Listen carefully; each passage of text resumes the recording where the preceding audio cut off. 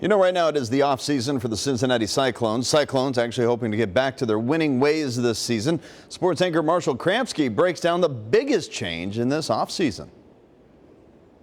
The biggest news of the summer for the Cincinnati Cyclones, they are now an affiliate of the Toronto Maple Leafs. The minor league ECHL Cyclones are now going to be having players from the Toronto Maple Leafs on their roster. The Maple Leafs, one of the most storied programs in all of North American sports. This is a huge deal for the Cyclones, not only on the ice, but emotionally for one player, captain Justin Vaive. He's been a mainstay on this Cyclones team. His father, Rick Vaive, was a captain for the Toronto Maple Leafs. He's the first player in Maple Leafs history to score 50 goals in a season.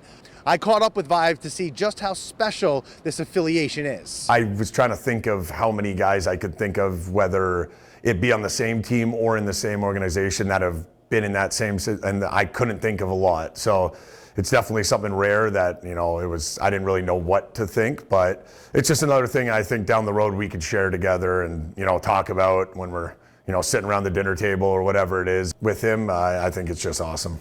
It's definitely special. It's something exciting because, you know, you talk about his dad was one of the great captains, and he's our captain. And, you know, Rick comes down to Cincinnati often, pops in, he hangs out in the dressing room with everybody. The thing I think we need to get is a picture of both of them in their captain's jerseys, and we'll stick it above his stall. This is the third different NHL affiliation for the Cincinnati Cyclones in the last 3 years, previously with the Buffalo Sabres and last year with the New York Rangers. Head coach Jason Payne told me he hopes that this Maple Leafs relationship will be one that flourishes for a long time and gets the Cyclones, who did not do as well last year as they have in previous years, back to their winning ways.